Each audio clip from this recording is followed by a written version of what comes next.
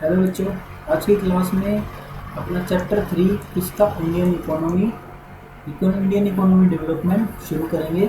Features, problems and policies of agriculture. क्या क्या features थे, क्या उसमें प्रॉब्लम्स हुई और क्या पॉलिसी हमने बनाई एग्रीकल्चर को रिगार्डिंग। ठीक है। Importance of agriculture in the Indian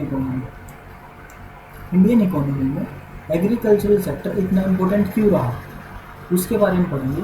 agriculture is of critical importance in Indian economy. This fact is highlighted through the following observations. Observation number first क्या कहती है, कंट्रीब्यूशन टू जीडीपी, यानी कि जितनी इससे इनकम हुई है उसको किसको कंट्रीब्यूट करती थी, अपनी जीडीपी को, नेशनल इनकम को बढ़ाती थी। Agriculture makes a significant contribution to GDP in India. During the period of planning, contribution of agricultural sector to GDP had been ranging between 51 to 17.4% for different years। यानी कि जो planning commission का period था उस period में अपनी range क्या थी जीडीपी को कंट्रीब्यूशन करने की एग्रीकल्चरल सेक्टर की, 51% से 17.4% की। ठीक है। It has tended to decline over time, time के साथ ये डिक्लाइन होती रही from as high as 51% in 1950 to 51 to 14.4% in 2018 and 19। ठीक है। तो एग्रीकल्चर सेक्टर का जीडीपी में कंट्रीब्यूशन धीरे धीरे डिक्रीज होता चला गया।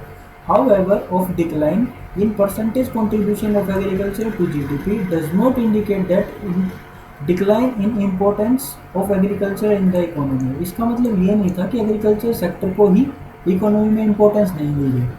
It often occurs owing to relatively faster growth of secondary and tertiary sector of the economy। यानी कि इकोनॉमी में और जो अदर सेक्टर्स थे, प्राइमरी सेक्टर तो अपना एग्रीकल्चर था, सेकेंडरी और टर्चरी जो सेक्टर थे उन दोनों में ज़्यादा फास्टर ग्रोथ होगी, जिस वजह से उनका कंट्रीब्यूशन जीडीपी में ज़्यादा होगा।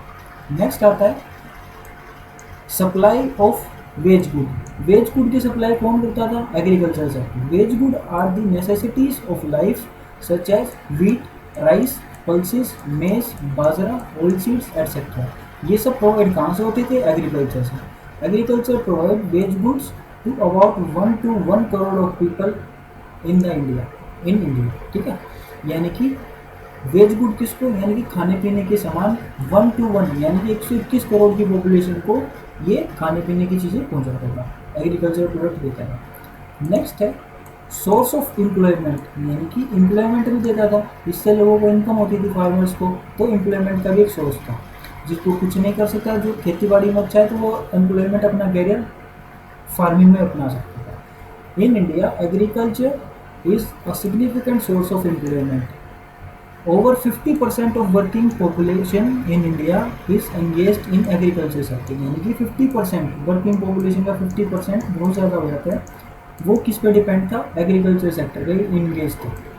Implying that agriculture is the principal source of subsistence of for the people in India. यानी कि गुजर बसर करने के लिए, ज़िंदगी चलाने के लिए मेन सोर्स ऑफ इनकम क्या हो रखा था, एग्रीकल्चर से हो रखा था। यानी कि एम्प्लॉयमेंट का सोर्स क्या था, एग्रीकल्चर। नेक्स्ट आता है supply of raw material. Raw material की भी सप्लाई करता था एग्रीकल्चर सेक्टर। वो कैसे, agriculture supplies industries raw material like cotton for textile industries, seeds for oil industries, sugar cane for sugar mill as a supplier of raw material। यानी कि basic चीज़ जो किसी भी आइटम को प्रोड्यूस करने के लिए होती है वो होती है raw material. Raw material supply कहाँ से होता था, यानी कि फिनिश प्रोडक्ट, यानी कि फार्मिंग के प्रोडक्ट से जो चीज़ फिनिश गुड में बनती है उसको कन्वर्ट करने के लिए रॉ मटेरियल जो चाहिए, यानी कि फार्मिंग प्रोडक्ट जो चाहिए वो कहाँ से आता था, वो फार्मर से आता था। यानी कि बेसिक सप्लायर था रॉ मटेरियल का। As a supplier of raw material, agricultural sector is of primary significance for the growth of the industrial sector in the economy। ठीक है। इंडस्ट्रियल सेक्टर की ग्रोथ में इम्पोर्टेंट दिखाई किसकी वजह से, क्योंकि रॉ मटेरियल कहाँ से होता था, एग्रीकल्चर सेक्टर से आता था। नेक्स्ट आता है source of demand for industrial goods. Industrial goods की डिमांड को फुलफिल करने वाला सोर्स कहाँ था, कौन था, एग्रीकल्चर।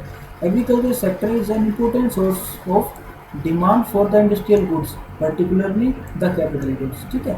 यानी कि tractor, harvesting machines are demanded exclusively by agriculture sector, यानी कि एग्रीकल्चर जिसको करना है उसको ट्रैक्टर की नीड होगी, हार्वेस्टिंग मशीन्स की नीड होगी, और वो चीज़ कहाँ से आती थी? इंडस्ट्रियल गुड्स से, यानी कि लॉन्ग टर्म कैपिटल के लिए, कैपिटल गुड के लिए डिपेंडेंट वो किस पे था? इंडस्ट्रीज पे। Thus agriculture prosperity leads to industrial prosperity, यानी कि एग्रीकल्चर अगर प्रोस्पेरस होता है तो इंडस्ट्रीज भी प्रोस्पेरस रहेंगी, क्योंकि अगर वो इंडस्ट्रीज ट्रैक्टर बना के रखेंगे और एग्रीकल्चर वाले खरीदेंगे नहीं तो उसका कोई फ़ायदा नहीं है। नेक्स्ट आता है contribution to international trade. International trade में भी हेल्पफुल रहा। Agriculture makes a significant contribution to India's international trade. Thus in 2018-19 share of agriculture sector to in total export of the country stood at 11.76%, यानी कि total जो हम export करते थे उसका 11.76% हम क्या चीज़ एक्सपोर्ट करते थे? Agricultural product. India's exports, India क्या एक्सपोर्ट करती है? Tea, jute, cashew nuts, tobacco, coffee and spices, ये चीज़ हम मेनली एक्सपोर्ट करते हैं जो एग्रीकल्चर से रिलेटेड है। Export are a source of foreign exchange, यानी कि एक्सपोर्ट करेंगे तो हम फॉरेन एक्सचेंज होंगे, यानी फॉरेन से पैसा आएगा और अपनी करेंसी की वैल्यू बढ़ेगी। Which India needs for import of defence goods as well as crude oil, यानी कि हमारे पास फॉरेन का पैसा आएगा, फॉरेन का पैसा आएगा तो हम उसका यूटिलाइज कहाँ कर सकते हैं? फॉरेन से डिफेंस गुड्स खरीदने के लिए, और क्रूड ऑयल जो कि अपने इंडिया में नहीं होता उसको खरीदने के लिए हम यूज़ कर सकते हैं foreign investment, foreign international trade से जो आया पैसा है फॉरेन एक्सचेंज से, उसको यूज़ कर सकते हैं। नेक्स्ट आता है contribution to domestic trade. Domestic trade यानी कि inside the boundaries of country या लोकली ट्रेड करने में भी एग्रीकल्चर सेक्टर ने अपना पूरा कॉन्ट्रीब्यूशन दिया। Agriculture also plays an significant role in the country's domestic trade. It is borne out by the fact that huge expenditure in India is incurred on the purchase of farm products needed by more than a billion people in the country, ठीक है। तो farm product जिसको requirement है बहुत से लोगों को, यानी कि more than a billion people को जो रिक्वायरमेंट है फार्मिंग प्रोडक्ट, वो आते कहाँ से थे? वो फार्मिंग के थ्रू आते थे। नेक्स्ट है support to transport industry. Transport industry को भी सपोर्ट दिया, कैसे? Agriculture in India offers a crucial support to the transport industry. Both railways and roadways are the bulk carriers of farm products in India, implying that agriculture is a significant source of demand for the transport industry। यानी कि transport industry की demand, इसको भी चलाना किसके ऊपर depend हो गया? एग्रीकल्चर, क्योंकि वो ट्रांसपोर्ट क्या करते थे?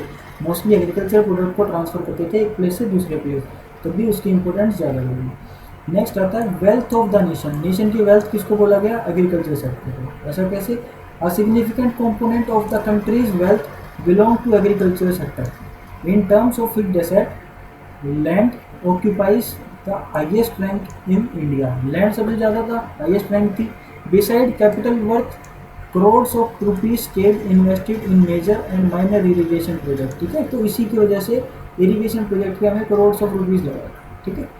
Briefly, agriculture in India is of certain central significance both in terms of production of farm products and in terms of demand for non farm products. तो दोनों के लिए इंपॉर्टेंट क्या हुआ? Agriculture sector. Any slow down in the agriculture sector leads to slow down in industrial sector. उसी की वजह से वाइस वर्सा सिचुएशन क्या हो जाता था? इंडस्ट्रियल सेक्टर में पॉजिटिव इम्पैक्ट पड़ता था। अगर एग्रीकल्चर सेक्टर में रिड्यूस हो रहा है तो इंडस्ट्रियल सेक्टर में भी रिड्यूस हो गया by the way of low demand emerging from agriculture sector, क्योंकि एग्रीकल्चर सेक्टर चले गए नहीं तो उसके जो कैपिटल गुड है उनकी डिमांड नहीं हुई, डिमांड नहीं हुई तो इंडस्ट्रियल सेक्टर ठप हो जाएगा। Consequently GDP growth rate is severally impacted, ठीक है। तो इसी की वजह से एट द एंड इफेक्ट किस पे पड़ता था? जीडीपी पे। तो एग्रीकल्चर इंडिया के लिए बहुत इंपॉर्टेंट सेक्टर रहा है, ठीक है। आज की क्लास में इतना ही, बाकी करेंगे नेक्स्ट क्लास में, उसको करूँगा।